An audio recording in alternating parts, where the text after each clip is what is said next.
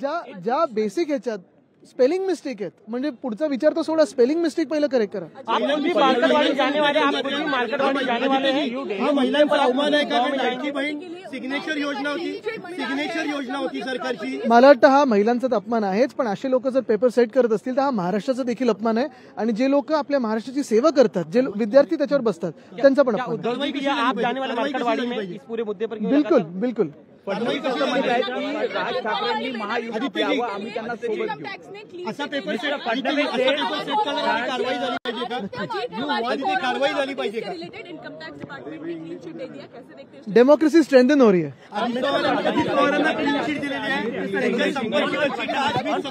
लोकशाहीसाठी नाही सगळं पावलं. And he says that he will investigate the Bharat Jodo Yatra. He says that we will No, investigate my the foreign bigger funding. no. My bigger problem is if with such a strong government in the center, there can be such foreign funding coming in. Is the central government a failure? Is this what Mr. Fadnavis wants to hint at? Because probably the next step is that after winning such a big mandate from the election commission, I think he's only hinting at. He's not hinting or accusing the Congress. He's not accusing anybody else than the union government. He's saying, if you just transliterate his words, he's saying the union government of the BJP has been a failure because they have not been able to stop the foreign funding. He also says that controversial cases against सगळं बोलू ना, सगळं बोलू. controversial cases of Maharashtra would be investigated. आज न घेण्याचा निर्णय घेतलाय, पण यातून साध्य काय होणार आहे? बघा, साध्य म्हणजे नक्कीच ऐका, आम्ही उद्यापासून नक्कीपणे आवाज उठवू. आज जनतेच्या मनात जी भावना आहे, जी खदखत आहे, जो राग आहे, जी शंका आहे, त्याचा आदर म्हणून आज आम्ही शपथ घेतली नाहीये. कारण आम्ही निवडून आलेलो आमदार आहोत. आम्ही जर हरलो असतो आणि ईव्हीएम बद्दल बोललो असतो, बॅलेट पेपर बद्दल बोललो असतो, तर गोष्ट वेगळी होती. जनतेच्या मनात कदाचित हे असतं की अरे हरलेत म्हणून बोलतात. पण आज निवडून आलेले आमदार जेव्हा सांगतायत की मार्केटवाडीसारख्या जागी तुम्ही बॅलेट पेपरनी मॉक पोलिंग घ्या, मॉक पोलिंगसाठी काय हरकत आहे? म्हणजे निवडणूक झाली आहे ना, एका मॉक पोलनी हा निकाल बदलणार आहे का? जो निकाल इलेक्शन कमिशनने दिलेला आहे, नाही बदलणार आहे. मग तिथे अटका करणं, तिथे कर्फ्यू लावणं काय गरज आहे?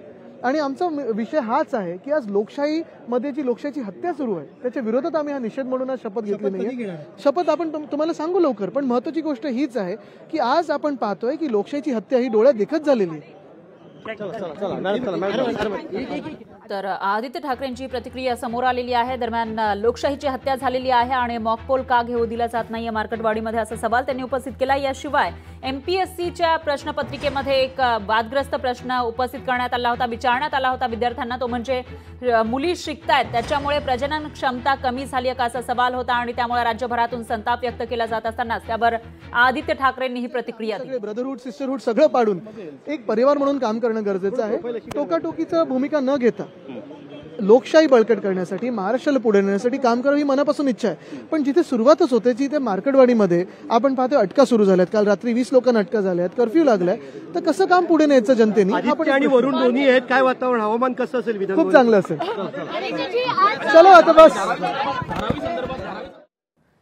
आदित्य ठाकरेंची ही प्रतिक्रिया. मवियाचे नेते मातोश्री निवासस्थानी जाणार असल्याचं त्यांनी सांगितलेलं आहे. मातोश्रीवर आता मवियाचे नेते उद्धव ठाकरेंना भेटणार असल्याची माहिती समोर येते. त्यामुळे उद्धव ठाकरेंसोबत आता त्यांची नेमकी काय चर्चा होते ते बघावं लागेल.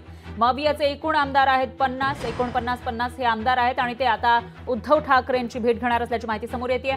आज तर त्यांनी शपथ घेतलेली नाही आमदारकीची, मात्र आता उद्या ते शपथ घेणार का याकडे लक्ष आहे. आणि त्याच्या आधी वॉकआउट केलेला आहे या आमदारांनी आणि ते मातोश्रीवर जाऊन उद्धव ठाकरेंना भेटणार असल्याची माहिती आहे.